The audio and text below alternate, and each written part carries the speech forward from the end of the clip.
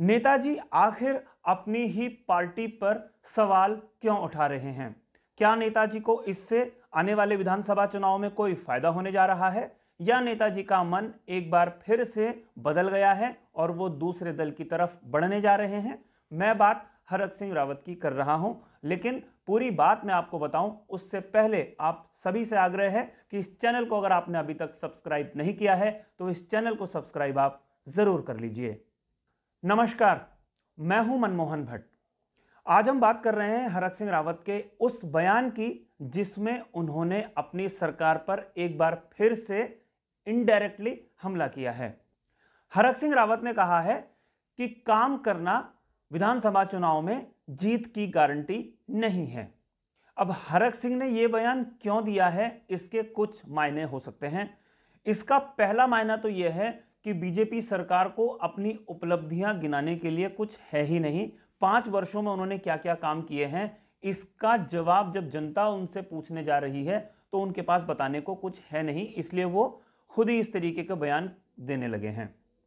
और इसका एक दूसरा कारण यह है कि हो सकता है कि हरक सिंह रावत की बात कांग्रेस खेमे में चल रही हो और वो कभी भी बीजेपी छोड़कर कांग्रेस में जा सकते हैं, इसलिए अभी से वो एक भूमिका बनाने की कोशिश कर रहे हैं। और वैसे भी त्रिवेंद्र सिंह रावत के ऊपर हरक सिंह रावत खुल्लम खुल्ला ये आरोप लगा चुके हैं कि त्रिवेंद्र सरकार ने उनको काम नहीं करने दिया। ये दो महत्वपूर्ण मुद्दे तो स्पष्ट रूप से दिखाई दे रहे हैं कि इन दोनों में से एक ऐसा मुद्दा है जो हरक सिंह सोचकर बयान दे रहे हैं। हरक सिंह इससे पहले अपने एक और बयान के कारण सुर्खियों में आए थे, जब उन्होंने कहा था कि हरीश रावत को सीधा टारगेट करना चुनाव के दृष्टिकोण से ठीक नहीं है।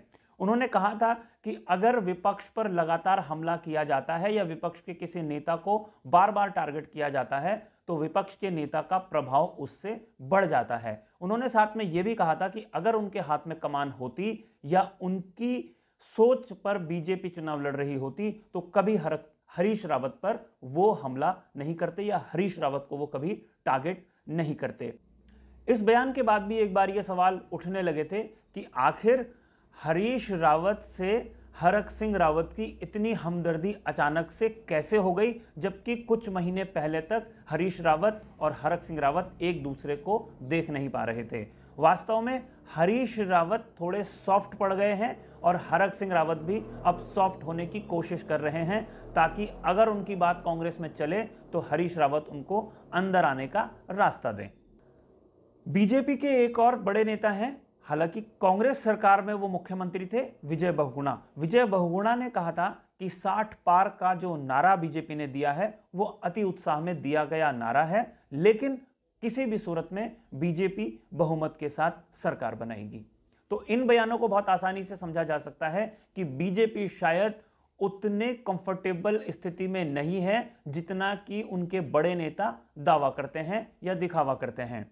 तो अब आने वाले दिनों में यह देखना होगा कि हरक सिंह रावत किस तरीके से बातें करते हैं, हरक सिंह रावत किस दिशा में चलने की कोशिश करते हैं और हरक सिंह रावत के साथ कंधे से कंधा मिलाकर कौन कौन और नेता जुड़ते जाते हैं। साथियों, अगर आपको ये रिपोर्ट पसंद आई हो तो इसे लाइक कीजिए, इसे शेयर कीजिए, और अगर आपने अभी तक इस चैनल को सब्सक्राइब नहीं किया है तो इस चैनल को भी आप सब्सक्राइब जरूर कर लीजिए। अगली रिपोर्ट में आपसे एक बार फिर मुलाकात होगी, तब तक के लिए नमस्कार।